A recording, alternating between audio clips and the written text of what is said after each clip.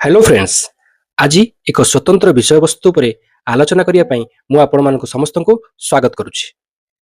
आजिकार विषय वस्तु आपण मैंने थंबनेल देखि सारी जो योजना प्रस्तुति केमिति हबो आगो को होउछि नरेगा रे भी होउछि आगो को केमिति स्मार्ट वे रे पंचायत केमिति निजर योजना को प्रस्तुत करिवो से विषय में आलोचना करबा।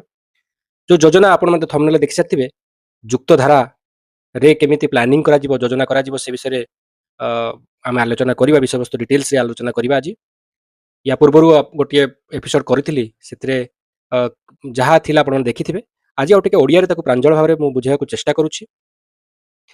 तो युक्तधारा हेउछि गोटे जीआईएस आधारित योजना प्रस्तुति प्लाटफर्म जहाँ मुख्यतः नरेगा और ग्रामीण विकास कार्यक्रम रे व्यवहृत हुए।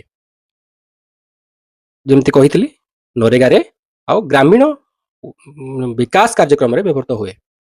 आगुर कौन होउतला आगुर एते टेक्नोलोजी को अडॉप्ट होनुतला आगु को वीवीजी रामजी भी आहरी बहुत किसी टेक्नोलोजी अडॉप्ट हबो। पूरा जीआईएस आधारित योजना प्रस्तुत हबो जोटा को से जो जीआईएस कौन जीआईएस होची जियोग्राफिक इंफॉर्मेशन सिस्टम ताको ओडिया रे हम जदी जानिबा भौगोलिक सूचना प्रणाली बेस्ड बा आधारित जो कार्य हबो भौगोलिक सूचना प्रणाली आधारित कार्य हबो ताकू आधार करी प्रत्येक पंचायत रे प्लान हबो बा योजना हबो प्रकल्प गुड़िकर सरल भावे जीआईएस बेस्ड माने मानचित्र एवं भौगोलिक तथ्य को आधार करी करा जायथिबा कार्य किंबा प्रणाली। अच्छा जीआईएस बेस्ड प्लेटफॉर्म टा कोन आमे जानिबा एथिरे दी तीनटा जिनिस आसे। प्रथम होची जीआईएस प्लेटफॉर्म कौन जोटा कि भुवन आप शुणिथिबे जोटा कि इसरो द्वारा डेवलप होती इंडियन स्पेस रिसर्च ऑर्गेनाइजेशन द्वारा विकसित एक जियो प्लेटफॉर्म बा जीआईएस पोर्टल। यार काम कौन भुवन काम कौन भुवन काम होची सैटेलाइट चित्र देखिबा मानचित्र प्रस्तुत करिबा जमी जंगल जलाशय इत्यादि तथ्य विश्लेषण करिबा। नरेगा वीवीजी रामजी आगु को आसुवा वाटरशेड पीएमकेएसवाई पर योजना गुड़िकर जीआईएस आधारित परिकल्पना संपत्ति बा आसेट्र जियो टैगिंग और मॉनिटरिंग। एबे पुणी प्रश्न आसला जियो टैगिंग पुणी कौन आपण समस्त जानिथिबे जियो टैगिंग केमती हुए तथापि आमे टिके मने पकेइबा पे चेष्टा करिबा। प्रथमे तो जानिबा जियो मनरेगा भुवन आ युक्तधारा ता मध्य संपर्क कौन।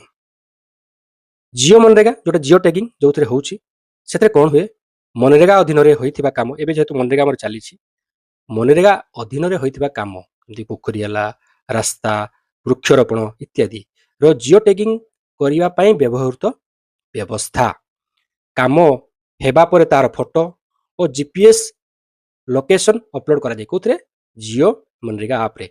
जियो टैगिंग काहे की करा जाय जियो टैगिंग रे स्पेशली कोन हुए डुप्लीकेसी चेक बोली कहा जाय माने गोटे कार्य को एकाधिक थर जियो टैग करा जायछि कि नहीं ता जांच करबा। ओडिया रे हम आउ टिके जानिया पे चेष्टा करबा।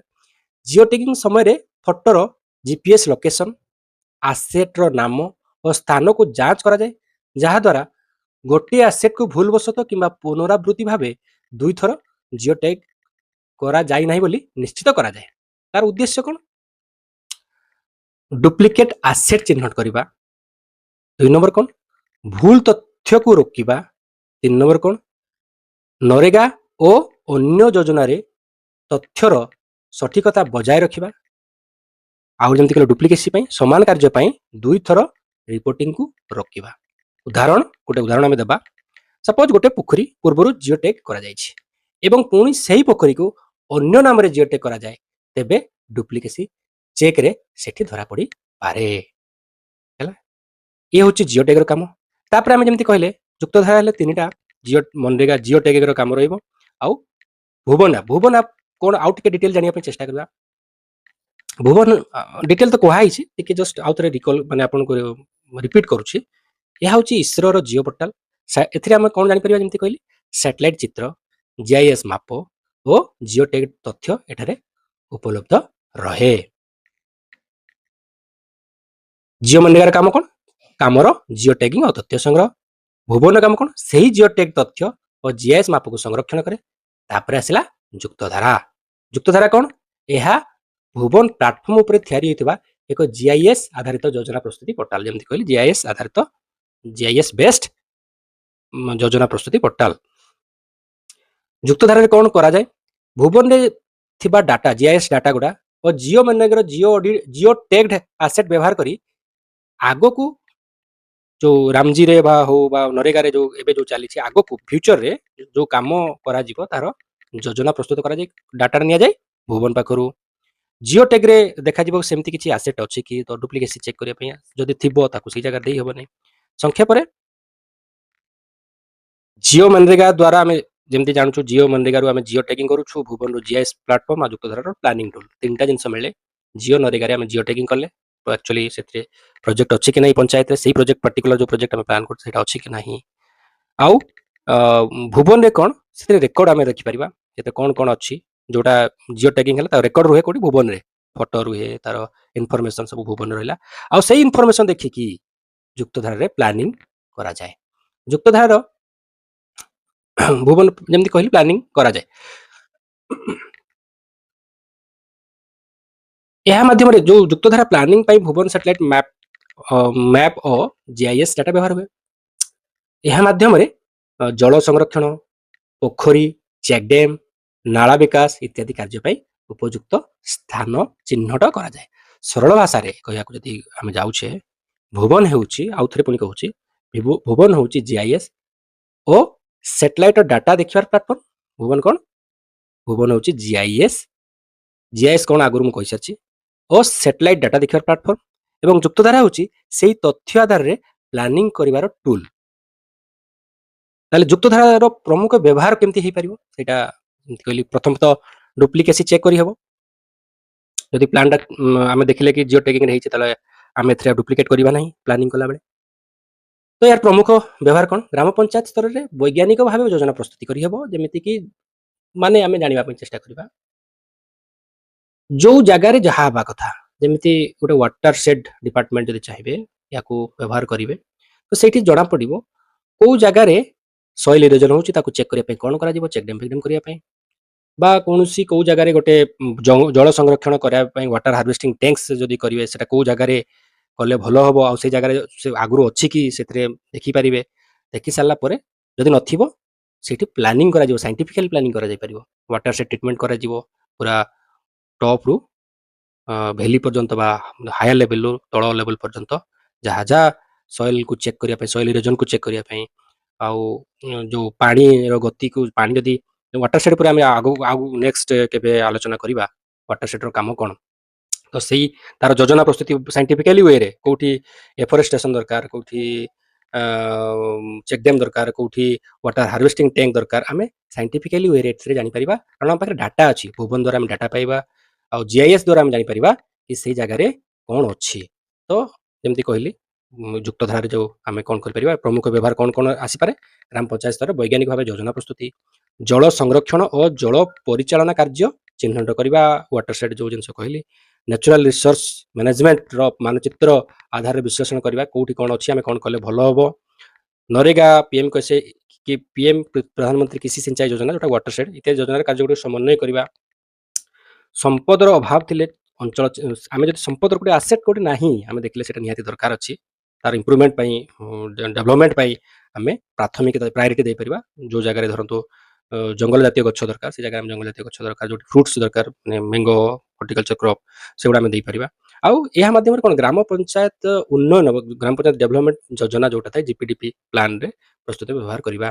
ତ ଏଇଟା ଗୋଟେ ଓଭରଅଲ୍ ଜିନିଷ ଯୁକ୍ତଧାରା ଦ୍ୱାରା କ'ଣ ହବ ନା ଗ୍ରାମୀଣ ଅଞ୍ଚଳ ପ୍ରାକୃତିକ ସମ୍ପଦର ସଠିକ ପରିକଳ୍ପନା ଆଉ ଡ୍ୟୁରେବଲ୍ ଆସେଟ୍ ଟିକାଉ ବିକାଶ ପାଇଁ ବ୍ୟବହୃତ ଏକ ଜିଆଇଏସ୍ ଆଧାରିତ ଜିଆଇଏସ୍ ବେସ୍ଡ ଯୋଜନା ପ୍ଲାଟଫର୍ମ। ଏହା ହେଉଛି ସଂକ୍ଷେପରେ ଯୁକ୍ତଧାରା।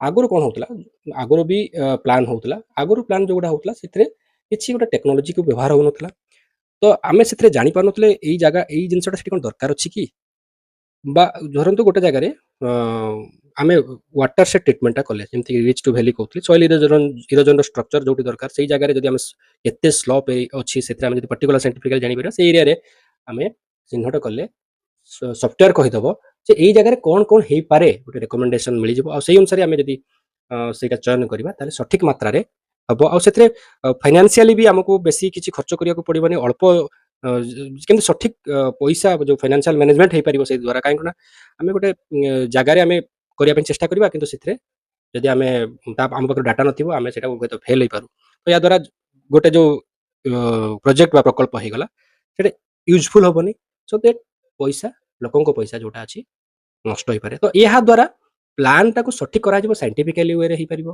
ଆଉ ଯାହା ଯୋଉଠି ନାହିଁ ସେୟା କରିହେବ ଆଉ ମାନେ ଆମେ ଜାଣିପାରିବା ଆମ ଗାଁରେ କଣ ଅଛି ଆଜି ଏଇ ଯୋଉ ଯୋଉ ପଞ୍ଚାୟତରେ ଯାହା ଅଛି ଯିଏ ଚାହିଁବ ଯଦି ଯଦି ଦିଲ୍ଲୀରେ ରହିକି ଭୁବନ ଆପ୍ ଦେଖିଲେ ଏଇ ପଞ୍ଚାୟତରେ କଣ ଅଛି ସେ ସେଥିରେ ଡାଟା ନେଇପାରିବେ ବା ଇମେଜ ସାଟେଲାଇଟ ମାଧ୍ୟମରେ ଦେଖିପାରିବେ ଏହି ଓଭରଅଲ୍ ଯୁକ୍ତଧାରା ପ୍ଲାନିଂ ଇସ୍ରୋ ଆଉ ନ୍ୟାସନାଲ ରିମୋଟ ସେନ୍ସିଂ ଯୋଉ ଅଛି ସେଥିରେ ମିଶିକି ଆଉ MORD ministry of rural development government of India ଏ ଦ୍ୱାରା ପ୍ଲାନ୍ କରିଛନ୍ତି ଆଗରୁ ବି ହଉଥିଲା କିନ୍ତୁ ଆଗରୁ ଏତେ ଟେକ୍ନୋଲୋଜି ଏତେ ଭଲ ନଥିଲା କେବଳ ଆମେ ଗ୍ରାମ ପଞ୍ଚାୟତ ଡିସ୍କସନ କରୁଥିଲେ ଏଇଠି ହବ ଅଙ୍ଗନବାଡିରୁ ଅଙ୍ଗନବାଡି ଗୋଟେ ହବ ସେଠି ରାସ୍ତା ହବ ଏମିତି ଡୁପ୍ଲିକେସି ହେଇଯାଉଥିଲା ମାନେ 22-23ରେ ହେଉଥିବ ରାମରୁ ଯଦୁ ତ 23-24ରେ ଯଦୁରୁ ରାମ ତ ଏଥିରେ ଯଦି ଆମେ ଦେଖୁଛେ ସେଇ ପ୍ଲାନିଂ ଦ୍ୱାରା ତ ଏଥିରେ ଜଣାପଡ଼ିଯିବ କି ଅଲରେଡି ସେଠି ଅଛି ତେଣୁ ସେଠି ଆଉ କୋଡିଂ ବି ଜେନେରେଟ୍ ହେବ ନାହିଁ ତ ଏହା ହେଉଛି କ'ଣ କି ଆମେ ଯୋଉ ଜାଣତରେ ହଉ ବା ଅଜାଣତରେ ଯଦି ହଉ ଆମେ ଭୁଲ କରିବା ପାଇଁ ଚାହୁଁଥିଲେ ସେ ଭୁଲଟା ହେଇପାରିବ ସଠିକ ଭାବରେ ହବ ଯାହା ବି ଫଣ୍ଡ ଆସୁଛି ସେ ଫଣ୍ଡର ସଦୁପଯୋଗ ଭାବରେ ବିନିମୟ ହେବ ଏହା ହେଉଛି ଓଭରଅଲ୍ ଯୁକ୍ତଧାରା ଉପରେ ଆଉ ଯଦି ଆପଣଙ୍କୁ ଏଇ ବିଷୟବସ୍ତୁକୁ ଭଲ ଲାଗିଥିବ ଦୟାକରି ଚ୍ୟାନେଲଟିକୁ ଲାଇକ୍ ସେୟାର ସବସ୍କ୍ରାଇବ ନିଶ୍ଚିତ କରିବେ ଆଉ ଏଇ ଜିନିଷଟା ଯୋଉ ଆମେ ଯୋଉ ଆଜି ଆଲୋଚନା କଲେ ଏଗୁଡ଼ା କେବଳ GAW ବା NRM GAW କ'ଣ ଜିଓ ସ୍ପାଟିଆଲି ଆନାଲାଇଜେବଲ ୱାର୍କସ বা NRM natural resource management works